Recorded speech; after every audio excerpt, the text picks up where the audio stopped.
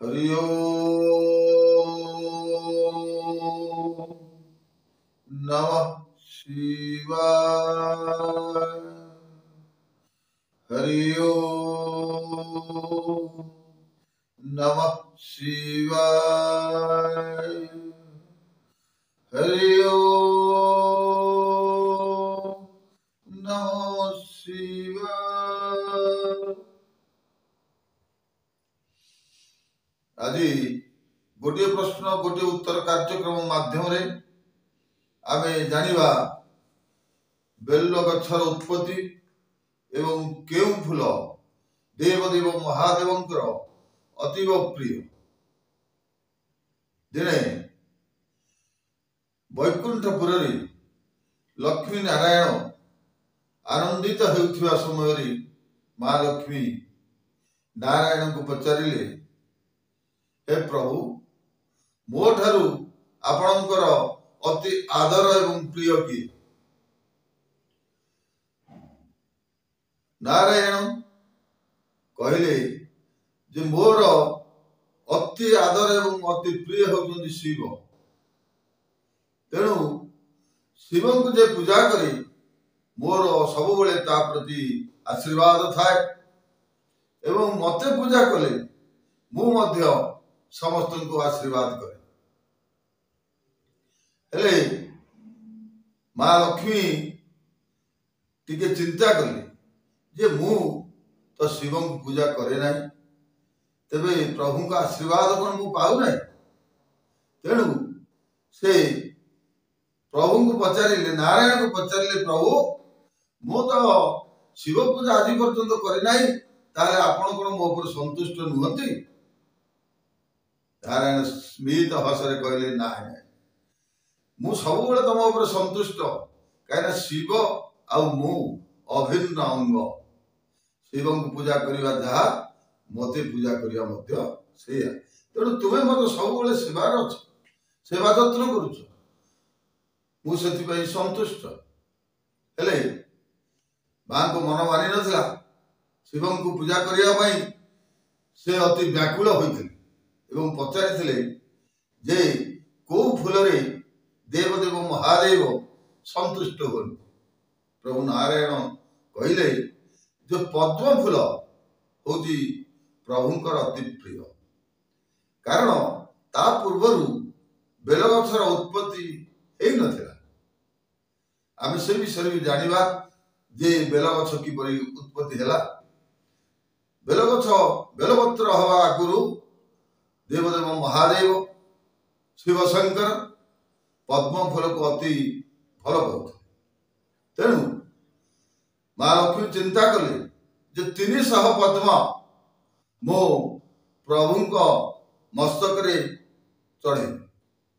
तेणु सकाळ उठी परदिन सकाळ उठी स्नान प्रातः कार्य समापन करी से निजे हस्तरे पुष्करिणी गणी गणी 100 पद्म तोड़ी गोटे सुंदर पात्र ताकू नहीं मंदिर को गले।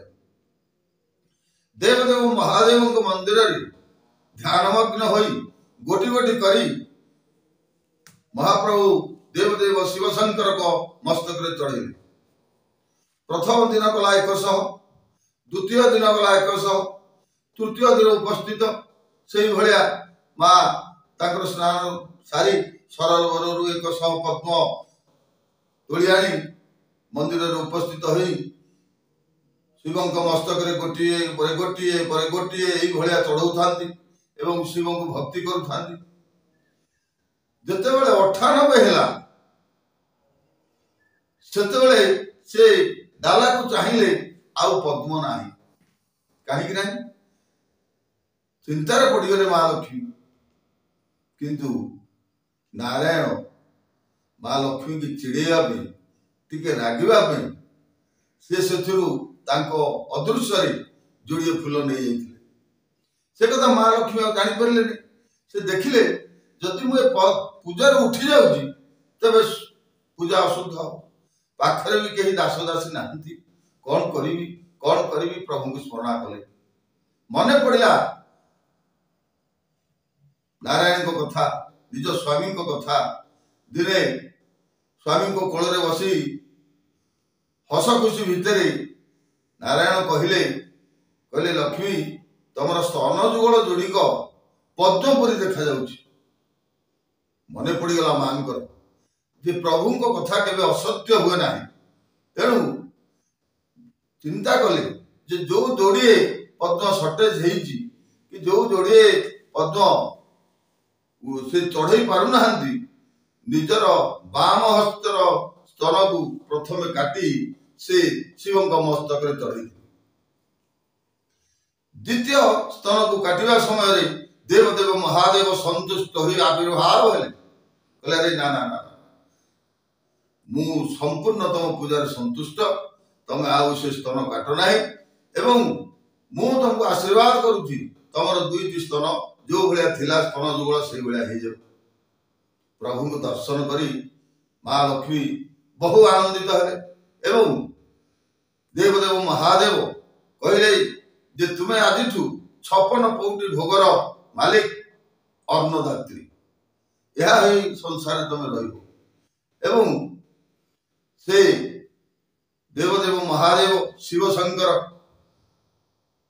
ଯୋଉ ସ୍ତନଟି ତାଙ୍କ ମସ୍ତକରେ ଚଢ଼ିଥିଲା, ସେ ମାତା ଲକ୍ଷ୍ମୀକି କହିଥିଲେ ଯେ ସେ ସ୍ତନକୁ ତମେ ଯୋଉଠି ରଖିଦବ, ସେଥିରୁ ଉତ୍ପତ୍ତି ହେବ ଏକ ବୃକ୍ଷ, ଯାହାର ବୃକ୍ଷ 3 ପତ୍ର ହୋଇ ବେଲ ବୃକ୍ଷ ନାମରେ ପରିଚିତ ହେବ। ଏବଂ ସେ ବେଲ ବୃକ୍ଷର 3 ପତ୍ରରେ ମୁଁ ଦେବଦେବ ମହାଦେବ ଶିବ ଶଙ୍କର ମଝିପତ୍ରରେ ରହିବି, ବାମରେ ବ୍ରହ୍ମା ରହିବେ ଏବଂ ଡାହାଣରେ ବିଷ୍ଣୁ ବିରାଜମାନ କରିବେ।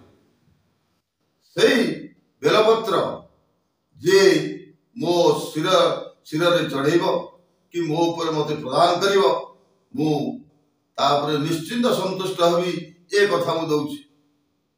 ତେଣୁ ସେହିଦିନ ଠାରୁ ବେଲପତ୍ର ଶିବଙ୍କର ପ୍ରିୟ। ଏହି ବେଲପତ୍ର କେବଳ ସୂର୍ଯ୍ୟଦେବଙ୍କୁ ଛାଡ଼ି ସମସ୍ତ ଦେବାଦେବୀଙ୍କୁ ପୂଜା କରିହେବ, ଏହା ହିଁ ସତ୍ୟ। ହରି ଓମ୍। ନମଃ ଶିବାୟ, ନମଃ ଶିବାୟ, ନମଃ ଶିବାୟ।